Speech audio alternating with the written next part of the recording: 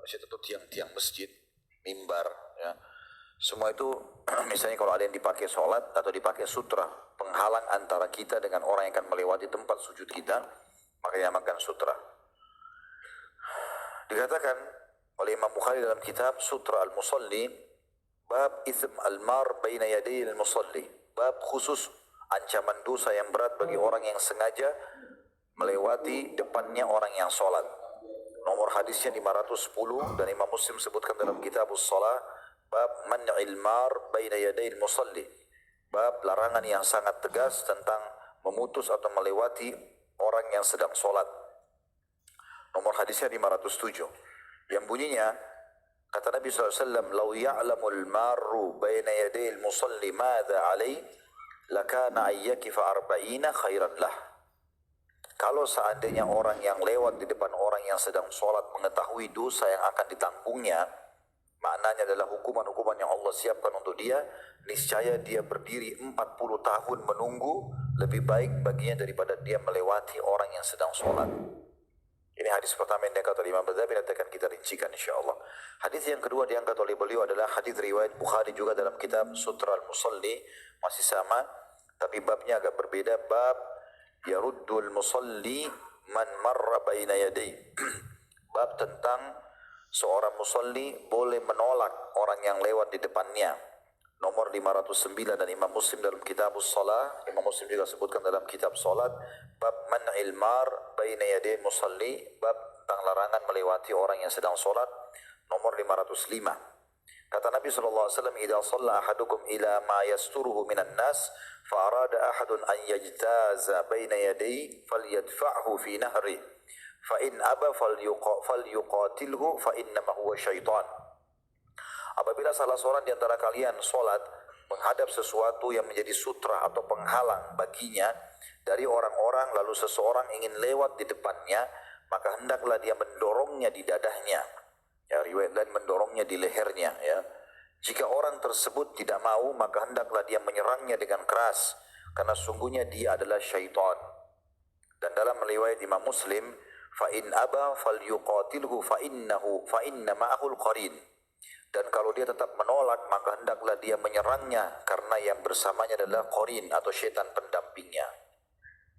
Jadi ini dua hadis yang diangkat oleh Imam Ghazali rahimahullah. Sekarang kita masuk ke rinciannya, saudaraku seiman, tentang masalah sutra. Sutra itu adalah sesuatu yang diletakkan, seperti misalnya kita letakkan tiang, dan sunnahnya ya, meletakkan kurang lebih seperti ukuran anak panah, ya, atau mungkin 46 cm, kurang lebih 50 cm, ya, kalau kita ukuran sekarang. Biasanya mungkin seperti tempat ya Quran itu, atau kalau tidak mungkin tas, sesuatu yang diletakkan di depan. Ya. Dan itu diletakkan antara kita dengan tempat sujud, artinya di depannya tempat sujud. Kalau ada seseorang yang lewat di depannya sutra itu, nggak ada masalah.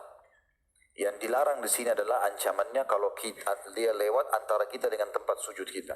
Kita sudah letakkan sutra misalnya tempat ini, lalu orang itu lewat di sini, memutus antara kita dengan tempat sujud, itu yang dilarang. Itu dulu yang dimaksud dengan sutra. Dan sutra ini tidak ada perbedaan pendapat di antara ulama bahwa lewat di depan sutra hukumnya tidak mengapa, ya. Maksudnya lewat di depannya, bukan di sini, ya. Dan juga lewat di tengah-tengah antara orang sholat dengan sutranya hukumnya tidak boleh, dan orang yang melakukan berdosa. Tidak ada khilaf di antara masalah itu. Kalau orang lewat di sini antara saya dengan sujud saya, kalau dia paksa lewat berdosa. Dan kalau dia lewat di depannya tidak berdosa. Itu dulu yang tidak ada khilaf di situ, ya. Berdasarkan hadis ya, yang diriwayatkan, dan orang yang sedang sholat dianjurkan untuk memasang sutra. Ya, kalau dia tidak punya sama sekali, misalnya di padang pasir, ya, kalau masih ada pohon, masih ada apa saja dia taruh, batu, ya. Kalau tidak ada sama sekali, dia boleh memberikan isyarat. Syekh Utsaimin rahimahullah menggambarkan dengan sejadah.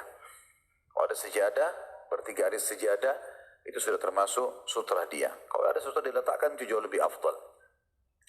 Semua ini anjuran agar kita ya, menjaga atau meletakkan sutra. Hadis Bukhari tadi yang sudah saya bacakan, jika salah seorang dari kalian sholat, hendaklah ia menghadap atau hendaklah ia menjadikan sutra terhadap orang lain. Kemudian kalau ada orang coba lewat di antara dia dengan sutranya, maka cegahlah. Jika ia enggan dicegah, maka tolaklah ia dengan keras, karena sungguhnya ia adalah syaitan.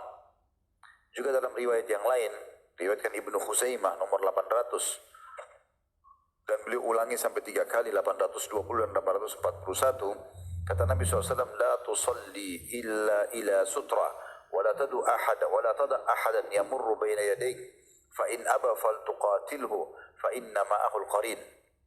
Jangan pernah kamu sholat kecuali menghadap sutra, dan jangan biarkan seseorang lewat di depanmu. Jika ia enggan dilarang, maka tolaklah ia dengan keras, karena sungguhnya bersamanya qarin atau syaitan. Sholat ini kalau ada pun orang tanpa sutra, maka dibolehkan tadi, kalau tidak ada sama sekali, tapi yang jelas dia usahakan ada sesuatu yang dia berikan isyarat antara dia dengan tempat sujudnya, sehingga orang tahu. Ya. Dan itu sudah kita sebutkan tadi, harusnya dia memberikan isyarat. Ulama kurang lebih yang pendapat paling kuat mengatakan antara sutra, antara orang dengan sutra yang tidak boleh dilewati adalah tempat sujudnya maksimal. Syekh Utsaimin rahimahullah mengatakan, yang dimaksud dengan tidak boleh dilewati antara kaki musalli, misalnya saya berdiri sini, antara kaki saya dengan tempat sujud saya. Kalau lewat di atasnya maka tidak ada masalah. Kalau kita sedang sholat berjamaah, seperti di masjid ini tadi, maka yang menjadi sutra imamnya. Kalau makmum semua tidak ada masalah. Kalau kita sholat berjamaah, makanya biasanya imam yang diberikan sutra. Seperti masjid kita ini ada kayu yang besar misalnya, atau umumnya masjid biasanya ditaruh mihrab. Mihrab itu tujuannya agak mengerucut supaya memang tidak ada yang lewat di kiri kanan, karena imam jadi patokan. Kalau makmum, misalnya kita masuk mau sholat berjamaah telat, di bagian sana masih ada saf kosong, kita bisa masuk dari sini, yang nggak masalah kita lewatin makmum untuk masuk ke sana. Tapi tetap ulama mengatakan dimakruhkan kalau orang itu sengaja lewat lula lalang. Kalau dia betul-betul punya hajat, maka nggak ada masalah.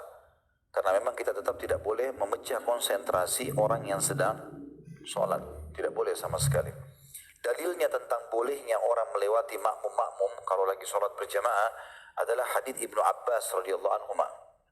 Beliau mengatakan, aku datang dengan menunggangi keledai betina, ketika itu aku hampir menginjak masa balik. Dan Rasulullah SAW sedang sholat di Mina dengan tidak menghadap ke dinding. Maka aku lewat di depan sebagian saf makmum-makmum. Kemudian aku melepas keledai betina supaya mencari makan sesukanya, lalu aku masuk kembali ke saf sementara tidak ada seorang pun yang mengingkari perbuatanku. Hadis Bukhari nomor 76 dan juga hadis Muslim nomor 504. Ya, artinya hadis Ibnu Abbas ini sangat jelas kalau beliau tidak dipungkiri, karena beliau lewati makmum-makmum, bahkan sama keledainya. Setelah lewat dari saf, karena dia harus taruh di sana keledainya, dilewatkan sama dia, dibiarin makan, kemudian dia kembali masuk saf dan tidak ada yang mengingatkan.